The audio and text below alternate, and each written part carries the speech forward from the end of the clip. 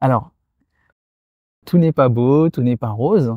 Il faut aussi dire que le couple, au niveau spirituel, peut apporter des difficultés. Tout à fait. Alors, quelles sont ces difficultés? On a parlé des difficultés de départ qui sont, heu, quand on est, dans l'intimité l'un de l'autre, il peut y avoir les égos qui justement se Fonctionne. frictionnent Mmh.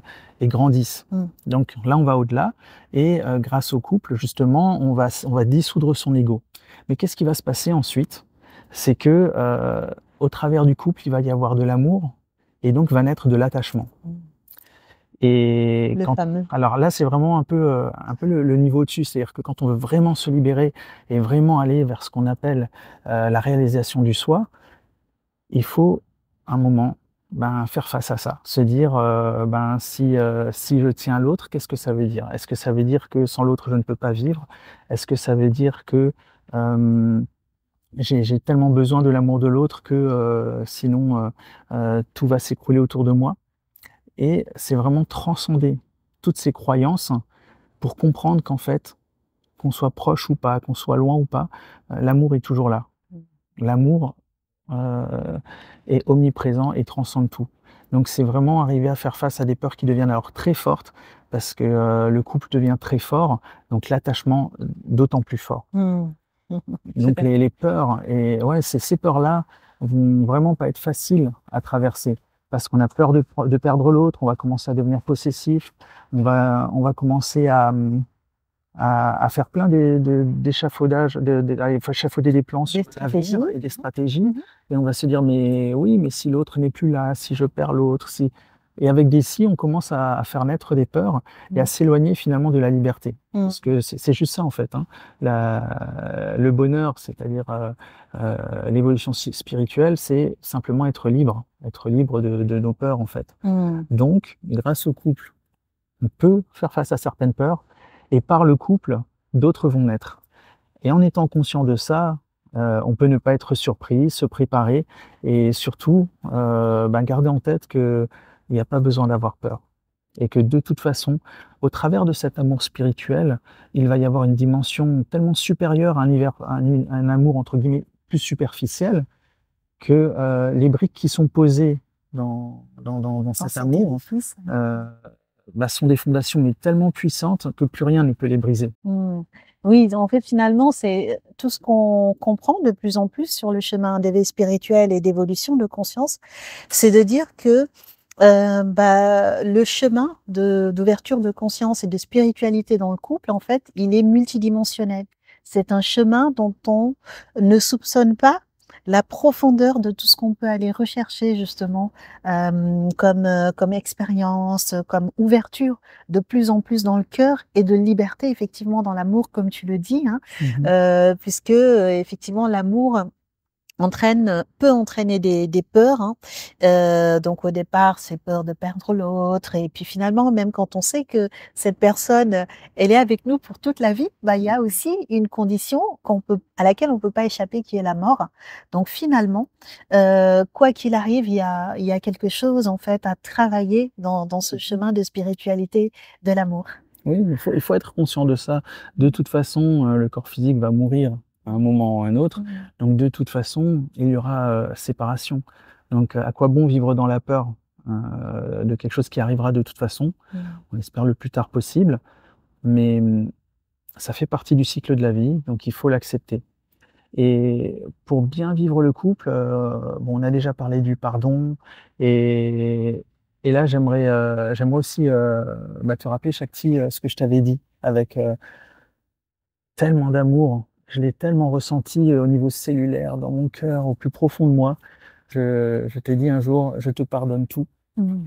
tout ce que tu as fait et tout ce que tu feras» Mmh. Oui. et ça, pour ceux qui peuvent le ressentir dans leur cœur, c'est quelque chose de transcendantal, non seulement de pardonner tout, c'est-à-dire on revient à un point zéro ou, sur une feuille vierge, mais aussi de se préparer, de savoir que le chemin n'est pas fini et qu'il y aura toujours des choses à pardonner et de se préparer à ça et de se dire: «Quoi qu'il arrive, je t'aime. Je t'aime maintenant et pour toujours» et dans «Je t'aime maintenant et pour toujours», c'est inconditionnel. Mmh.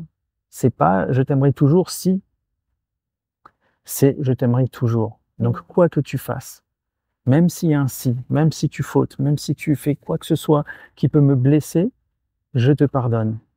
Donc c'est donner cette sécurité à son ou sa partenaire, de lui rappeler à combien on l'aime et combien on est prêt aussi à le ou la supporter, aussi dans les moments difficiles. Oui.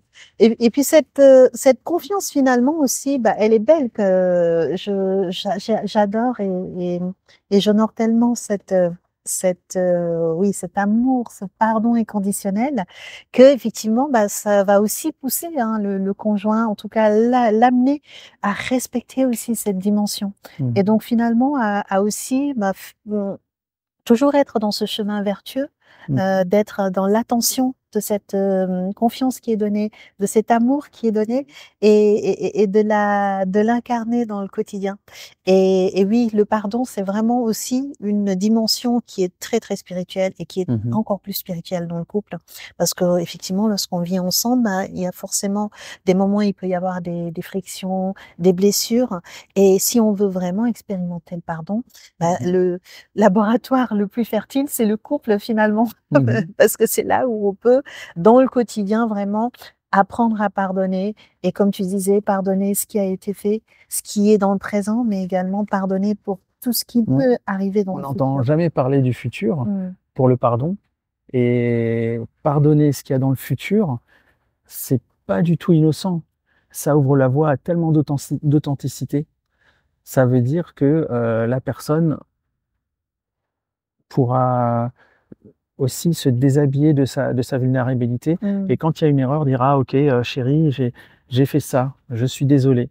Mais elle sait que ça va être accueilli, elle sait que ça va être pardonné. Donc bien sûr, ça n'est pas faire n'importe quoi parce qu'on sait qu'on va être pardonné. Quand on est dans cette dimension-là, la question ne se pose même pas. La question se pose quand on n'est pas dans cette dimension-là. Et quand on n'est pas dans cette dimension d'amour, personne va dire je te pardonne ce que tu vas faire. À partir du moment où dans le couple, une des deux personnes est capable de dire ça, l'autre, elle va être capable aussi de s'ouvrir et de tout faire pour honorer ce pardon inconditionnel. Et quelque part, va aussi être en capacité de s'ouvrir à ce que j'appelle la voie de la vérité, qui est la voie de l'authenticité. Ben, de dire les choses comme elles sont, telles qu'elles sont, et d'agir non pas par rapport à des fausses paroles, mais par rapport à ce qui se passe vraiment dans les cœurs, en fait. Tout à fait. Et la voie de la vérité, effectivement, c'est une voie qui est très importante à développer dans le couple, puisque bah, pour que l'entente dure dans le temps, il faut qu'on soit vrai, il faut se parler vrai. Et donc, du coup, bah, c'est la vérité intérieure et la vérité aussi, effectivement, par rapport à son partenaire. Il n'y a pas de vraie spiritualité sans vraie authenticité. Tout à fait. Très bien.